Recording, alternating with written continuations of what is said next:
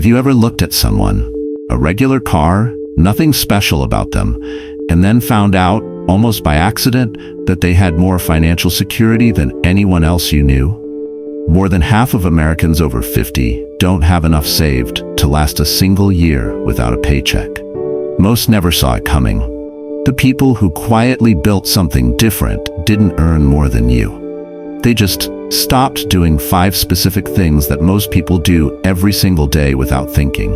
In this video, I'm walking you through all 5. No complicated strategies, no judgment about where you are right now, no starting over from scratch.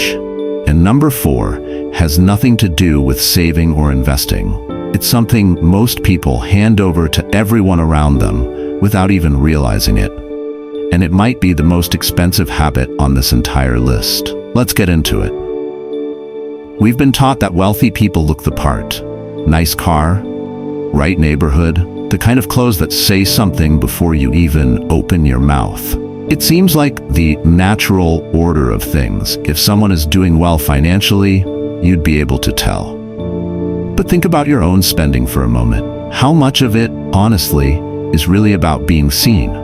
The outfit that cost a little more than it needed to. The car that sends the right message to the right people at the right moment. The restaurant you picked because it felt like the kind of place you should be eating at. You've worked hard for years, probably for decades. You've done most of the things you were supposed to do. And yet, at the end of the month, the account is thinner than it should be because a quiet, steady stream of money has been flowing out the door not to improve your life, but to shape how your life appears to everyone around you. There's a story from ancient Babylon, one of the wealthiest cities that ever existed, about a man named Arkad. By any measure, he became the richest person in the entire city.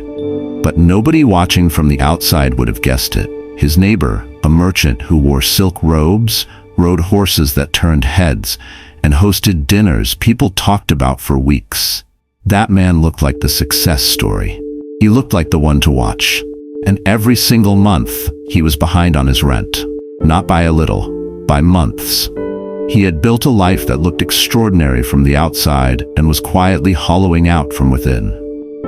What Arkad understood, and what took the rest of the city far too long to see, was the difference between building wealth and performing it. The merchant spent first. He bought the image, then hoped something would be left over to save, which was almost always nothing. Arkad saved first. Before he spent a single coin on anything, he set a portion aside. Not a large amount at first, just a consistent piece of everything that came in. Then he lived on the rest. Nobody watched Arkad. Nobody admired his robes or talked about his horses at dinner. But 30 years later, when the merchant had exhausted every resource he had and was left with nothing but a reputation he could no longer afford to maintain, Arkad had built something that outlasted every impression his neighbor had ever made. The city had been watching the wrong man the entire time. Write down every purchase you made last month that was really about how it looked to someone else. Not what it added to your life, what it communicated about your life. The upgrade that wasn't necessary but felt right when someone was watching. The experience was more about sharing than actually having. Just write them down. Don't judge what you find. Most people have never actually done this. But when you see that number sitting in front of you on paper, something changes. You can't choose differently from something you've never been willing to look at directly. People who look wealthy spend to be seen. People who are quietly wealthy spend to live. But here's where it gets more complicated. Because most of the time, when we spend to look the part, we're not doing it on a calm, clear-headed morning. We're doing it at the end of a rough week, after a hard conversation, after a day that knocked something out of us. And spending from that place is an entirely different problem, one that has nothing to do with discipline and everything to do with something most people never stop to examine. Most of us, at some point, have decided we're just bad with money, that there's something in us that can't be trusted around a good sale or a convenient checkout button. But that's not really what's happening. The truth is a little more uncomfortable and a lot more fixable. When you've had a day that just wore you out, when something didn't go the way you planned, when someone said something that stayed with you longer than it should, your brain starts looking for relief. And spending is one of the fastest ways to find it. It's not a character flaw. It's closer to biology. The purchase gives you a moment of control when everything else feels like it's happening to you. It gives you something to look forward to in a day that didn't offer much. And by the time that feeling fades, which it always does, usually before the package even arrives, the damage is already done. This is the pattern that quietly drains more accounts than any single large expense ever could. Not one big mistake. Dozens of small ones, each completely reasonable in the moment it happened. There was a cloth trader in a busy marketplace, known throughout his community for never losing money on a deal.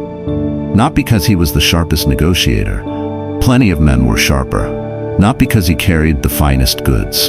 It was because of one rule he held to without exception. He would never agree to buy or sell anything on the same day the conversation started. A buyer would come to him in a rush. Urgent, excited, ready to close right now. The merchant would smile, offer a seat, pour tea, talk for a good hour, and then say the same thing he always said, "Come back tomorrow and we'll finish." Other traders laughed at him for years. They said he was slow. They said he was leaving money on the table. What he was actually doing was removing emotion from the transaction. By the next morning, the buyer who had been desperate had usually settled. The price they agreed on, clearly without pressure on either side, was always fairer than what urgency would have produced. And the deals that fell apart overnight, the ones the buyer came back to cancel, those were almost always the ones that would have ended badly anyway. He never chased a deal that couldn't survive a single night of sleep. He became one of the most trusted and wealthiest merchants in the city, not by doing more, but by pausing first. Before you spend anything over $20 this week that wasn't already planned, give it one night, write it down, set it aside, come back to it tomorrow morning when whatever you were feeling has had time to settle. You're not trying to talk yourself out of things you genuinely want. You're just putting a small gap between the impulse and the action. That gap is where your actual judgment lives. And most of the time, when you check back in the morning, you'll know immediately whether it was something you wanted or something you just needed in that moment. Reactive spending drains you. Intentional spending builds you. And yet, even when you get this right, even when you start saving with purpose and spending with real intention, there's a pattern that slips in through the back door every time things start going well. It doesn't feel like a mistake. It feels like progress. It feels like you've earned it. The problem is, it quietly erases everything you've built, and it gets harder to see the more successful you become. You've made it this far, which tells me something about where you are right now. You're not here for a quick fix. You're here because something in this is landing for you, and that matters. If any of this is hitting close to home, drop quiet wealth in the comments right now. It helps more people find this, and it tells me you're ready to keep going. Because what's coming next is the piece most people never talk about, and it might be the most important thing in this entire video. A raise feels like breathing room. It feels like the moment the pressure finally lets up a little. Like the universe is acknowledging what you've been putting in for years. And for a few weeks, it really does feel different. The account looks better. The math feels easier. You let yourself relax in a way you haven't in a while. And then, almost without noticing, the expenses grow to meet it. The slightly nicer grocery store because you can now. The subscription you'd been putting off. The dinner out became twice a week instead of once. None of it feels reckless. Every single decision feels completely justified because you're making more. This is lifestyle creep, and it is one of the most effective wealth destroyers that has ever existed. Not because it's dramatic, but because it's invisible. It doesn't announce itself. It just quietly moves the floor up every time your income rises, so that no matter how much more you make, the distance between what comes in and what stays never actually changes. A decade goes by, 2 decades. The number on your paycheck has grown substantially. The number in your account hasn't moved in the same direction, and you can't quite explain why. Benjamin Franklin was not a wealthy man by birth. He started as a printer's apprentice, working for wages that barely covered what he needed. But even then, especially then, he kept a habit that he described later in life as the single most important financial decision he ever made. Every time his income increased, he increased his savings first, before he increased anything else. Not by a dramatic amount, by just a little more than before. His lifestyle improved slowly, deliberately, on a small fraction of what was available to improve it. The rest was directed somewhere it could grow. People who knew him in his early years would not have predicted what he eventually built. He didn't live like a man with great ambitions. He lived like a man who understood that every dollar he didn't spend today was a dollar quietly working for him tomorrow. By the time most people recognized what he had built, the foundation had been in place for 30 years. The restraint wasn't a sacrifice, it was a strategy. The next time any kind of increase comes your way, a raise, a bonus, a tax return, anything extra, before you let it disappear into your regular spending, direct at least half of it somewhere it can't easily be touched. Not all of it. You're allowed to enjoy the progress you've made. But half, at minimum, before your lifestyle has a chance to expand to claim it. If you've never done this before, the first time will feel strange. It will feel like you're holding something back from yourself. That feeling passes faster than you think, and what replaces it is something much better than the things the money would have bought. People who let life decide how much they spend will always wonder where it went. People who decide first will always know exactly where it's going. Now here's the one I promised you at the beginning. Most people, when they think about why they're not further ahead financially, go straight to the obvious answers. I don't earn enough. I started too late. I made some bad decisions. And maybe some of that is true. But underneath most of those stories, there is something quieter and more persistent. A force that has been shaping your financial life from the outside, one small expectation at a time. And the quietly wealthy are almost obsessively protective against it. Here's the thing nobody says out loud. Most people are living inside a financial script someone else wrote for them. Not because they were forced to, because the pressure to live a certain way, house at a certain size, car at a certain level, vacations to a certain kind of place, is so constant, so woven into every conversation and every comparison, that it stops feeling like pressure at all.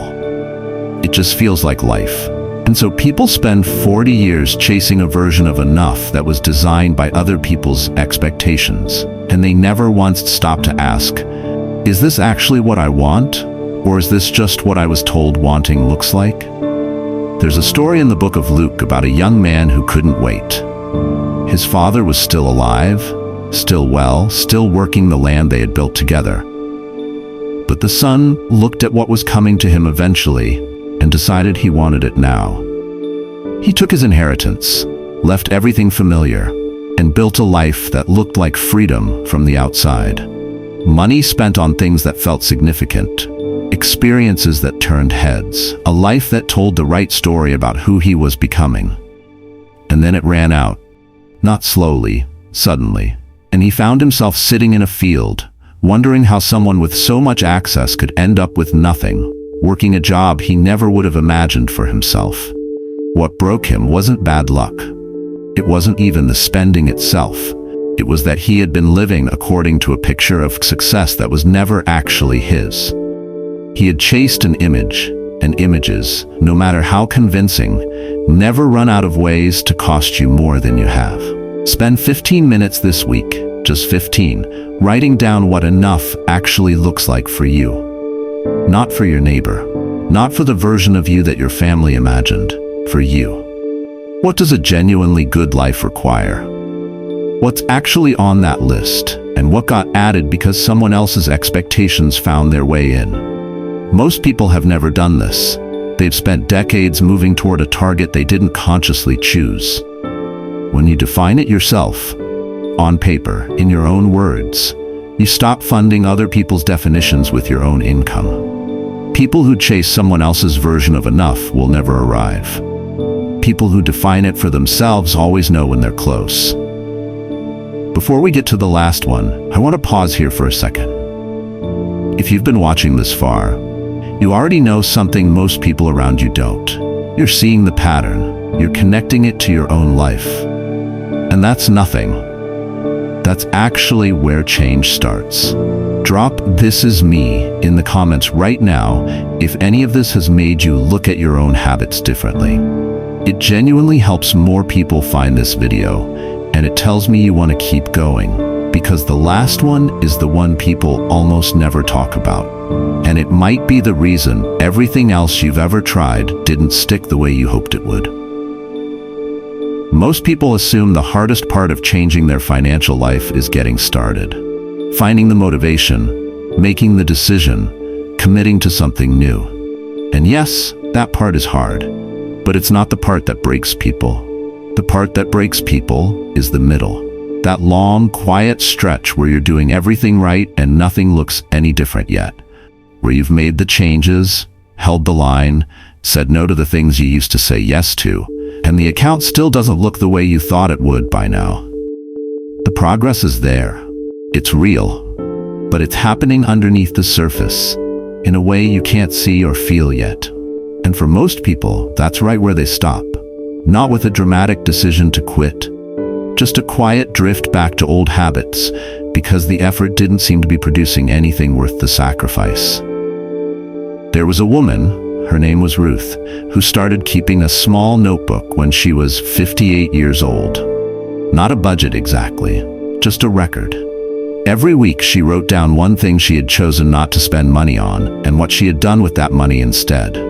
It wasn't a large amount most weeks. Sometimes it was $11, sometimes less. She didn't tell anyone about the notebook. She didn't talk about what she was building. She just kept writing, week after week, in that same small notebook she kept in the drawer beside her bed. By the time she showed it to her daughter 11 years later, the notebook had 63 pages, and the account it documented had grown into something neither of them had words for in that moment. Her daughter asked her how she stayed consistent for that long without being able to see where it was going. Ruth thought about it for a moment, then said something her daughter never forgot. "I could always see where it was going. I just had to decide to look at the right thing." She wasn't watching the account, she was watching the habit. And the habit never lied to her about the direction she was moving. Pick one thing from this video, just one, and write it down before you close this out. Not a goal, not a plan. One specific behavior you are going to do differently this week. Put it somewhere you'll see it tomorrow morning. Not because 1 week changes everything, but because 1 week done consistently becomes 2, and 2 becomes a year, and a year becomes the thing you'll one day try to explain to someone who asks how you did it. People who wait to see results before they believe in the process will keep waiting. People who trust the direction before the destination becomes visible are the ones who eventually arrive. 5 habits. Each one is quiet. Together, they're the difference between a life that looks good and a life that actually is. Pick the one that hit hardest today and do something about it this week, not next month.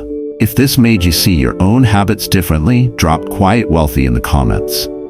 It helps more people find this, and I read every single one.